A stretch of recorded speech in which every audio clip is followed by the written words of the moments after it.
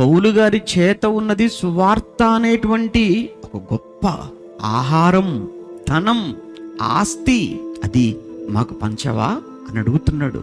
పౌలు గారు అర్థం చేసుకొని బయలుదేరాడు. మాసిదోనియాకు వస్తున్నాడు.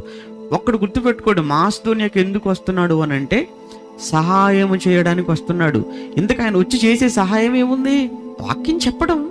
అంటే వాక్యం చెప్పడం, వాక్యం ప్రకటించడం అంటే సహాయం చేయడమా? మనం అది అనుకో. ఎవరైనా డబ్బులు ఇచ్చారనుకోండి, సహాయం చేశారండి అంటాం. భోజనం పెడితే సహాయం చేశారంటాం. బట్టలు ఇస్తే సహాయం చేశారంటాం. వాక్యం చెప్తే వాక్యం చెప్పారండి అంటారు. అంతే కదా?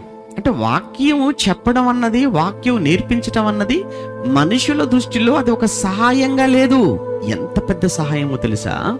సువార్త చెప్పటం, సువార్త ప్రకటించటం, పాతాళానికి జారిపోతున్న, నరకానికి వెళ్ళిపోతున్న నిన్ను ఆ పాతాళం నుంచి, ఆ నరకం నుంచి సువార్త ద్వారా నిన్ను తప్పించడం ఎంత పెద్ద సహాయం అది.